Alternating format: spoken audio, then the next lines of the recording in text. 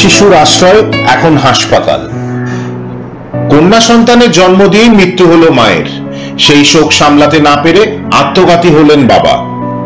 ফলে পৃথিবীতে জন্ম নেওয়ার কিছুক্ষণের মধ্যেই নবজাতক কন্যার নামের আগে বসে গেল অনাথ শব্দটি।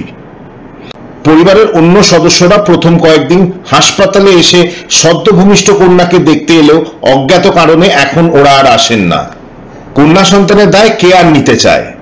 আপাতত নবজাতকের ঠিকানা হাসপাতাল। কত বয়স এবং 1 মাস 10 দিন এখন বয়স হচ্ছে। আমাদের এখানে এসএমসিতেই আছে সিস্টার দিদিরা এবং আমাদের কর্মবন্ধুরা, আমরা ওকে এই সব সময় দেখভাল করছি। খাওয়ানো থেকে শুরু করে চান করানো, ঘুম পাড়ানো সবকিছুই আমাদের দিদিরাই করছে, এখানে হসপিটালেই হচ্ছে। আচ্ছা, এই মানে এলো কিভাবে, কি বৃত্তান্ত এর মা বাবা? আমাদের এখানে 27 এপ্রিল ওর জন্ম হয়েছে। মা বাবা এখানেই ডেলিভারি হচ্ছে সুপার স্পেশালিটি হসপিটালে, নর্মাল ডেলিভারি। কিন্তু বাচ্চা জন্মের সময় ক্রিটিক্যাল ছিল, কাঁদেনি, সেই জন্য আমাদের এখানে এসেছে।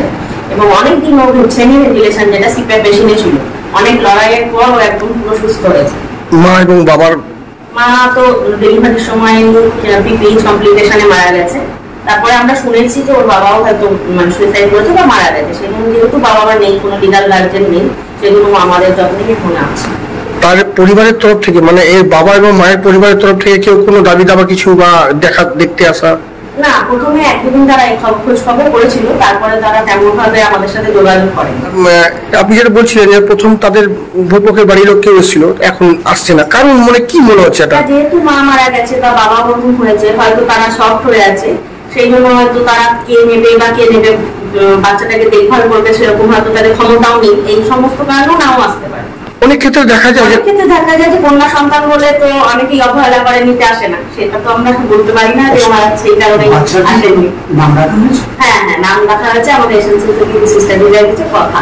মানে এর দেখভাল কিভাবে হচ্ছে? কতজন মিলে, কে কোনো টিম গঠন বা কি বিষয়? এসএনসি ফুল টিমই সবসময় অন ডিউটি যারা থাকে, অন ডিউটি সিস্টাররা সকালে 2 জন, বিকালে 2 জন যেমন ভাবে থাকে সবাই দেখে। আমরা অন ডিউটি ডক্টর যেদিন আমরা যখন থাকি দেখি। আর একটা জিনিস দিয়ে যাবো যে এখন কি বুকে দুধ খাচ্ছে মায়ের, মানে অন্য কোনো মায়ের? বুকে তো দিইনি, আর অন্য মায়ের বুকে দুধও দিইনি, না ইনফেকশনের চান্স থাকবে অনেক ক্রিটিক্যাল ছিল, সেই জন্য ফর্মুলা মিল্ক খাই, কোকো দুধ। আর কোকো দুধ আমরা সুপার স্যালাইডার ইনজেকশন পাঠাই, ওর জন্য দুধ আসে অফিস থেকে। মানে কেউ দাবি দাবা করছে অন্য কেউ যে মেয়ে?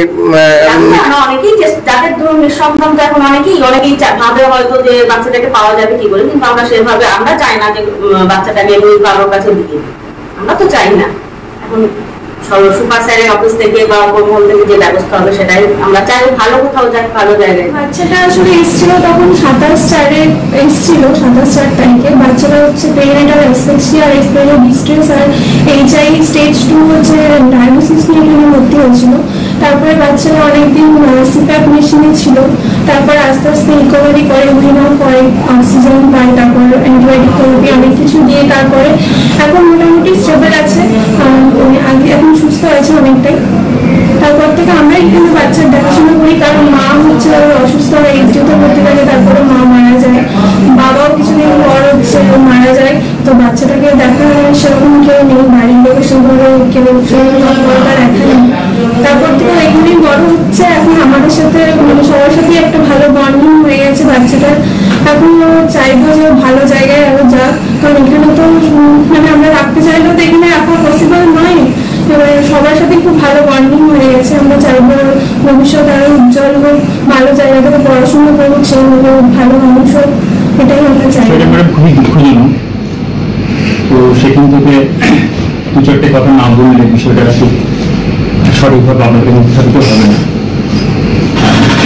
অন্তরা বিশ্বাস নামে একটি মা, উনি 26শে এপ্রিল আমাদের কালনা মহকুমা হাসপাতালে উনি ভর্তি হয়েছিলেন এবং পরের দিনে তার ডেলিভারি হয়। এবং ডেলিভারির পরে আর কি ঘন্টা 5-6 পরে তার হাই রিস্ক প্রেগনেন্সি থাকার জন্য সেই মা মারা যায়। এবং সেই মুহূর্তে সেই বাচ্চাটি অসুস্থ ছিল, কন্যা সন্তান। তাকে তড়িঘড়ি চিকিৎসার জন্য আর কি আমাদের এসএনসি ইউনিটে তাকে আনা হয়। এবং যেহেতু সেই মুহূর্তে সে অসুস্থ ছিল, তো সেই হিসাবে একদিকে মা মারা গেল, এটা যেমন দুঃখজনক, এবং বাচ্চাও তখন বেশ শারীরিকভাবে অসুস্থ। তো ধীরে ধীরে সেই কন্যা সন্তানটিকে আমাদের ডাক্তারবাবুরা, সিস্টার দিদিমণি এবং এসএনসি ইউনিটের যে অন্যান্য আরও স্বাস্থ্যকর্মীরা আছে, তাদের ভালোবাসা, তাদের মানে চিকিৎসা, তাকে যথাযথভাবে তার যত্ন আত্তি করে তাকে আস্তে আস্তে করে তাকে বড় করে তোলা হয়। এরই মাঝে একটা অপ্রত্যাশিত দুর্ঘটনা ঘটে যায়, যেটা আমরা তার নিকট আত্মীয় স্বজন মারফত জানতে পারি যে তার বাবাও আকস্মিকভাবে আত্মহত্যার পথ বেছে নিয়েছিলেন, যেটা খুবই দুর্ভাগ্যজনক। সেই হিসাবে এই মুহূর্তে সেই কন্যা সন্তানটি একদিকে যেমন মাতৃহারা, অন্যদিকে তার বাবাও নেই। তো এটা একটা হাসপাতাল কর্তৃপক্ষের কাছে একটা বড় চ্যালেঞ্জ যে এই মুহূর্তে এই কন্যা সন্তানটিকে মানে তার শেষ ফোন কি হবে, তার আগামী দিনের তার ভবিষ্যৎ কি হবে। তো এই বিষয়টা আমরা ভেবে রেখেছি। এই জন্য আমাদের পূর্ব বর্ধমান জেলার যে চাইল্ড প্রোটেকশন যে কমিটি আছে, সেই কমিটিকে আমরা অতি সত্বর একটা মানে চিঠি করবো আর কি, যে এরকম একটি কন্যা সন্তান আমাদের কাছে আছে, বর্তমানে সে অনেকটাই সুস্থ এবং আমরা খুব গর্ব অনুভব করি যে আমাদের ডাক্তারবাবু, সিস্টার দিদিমণি, নার্সেসরা এবং ইউনিটের মানে অন্যান্য কর্মীরা তাকে মানে খুব কোলে পিঠে করে মানে খুব ভালোবাসা দিয়ে তার যখন যে ধরনের তার মানে তার আদর যত্ন করা দরকার, তারা সেই আদর যত্ন নিয়ে চিকিৎসার পাশাপাশি তাকে সেটা সুস্থ করে।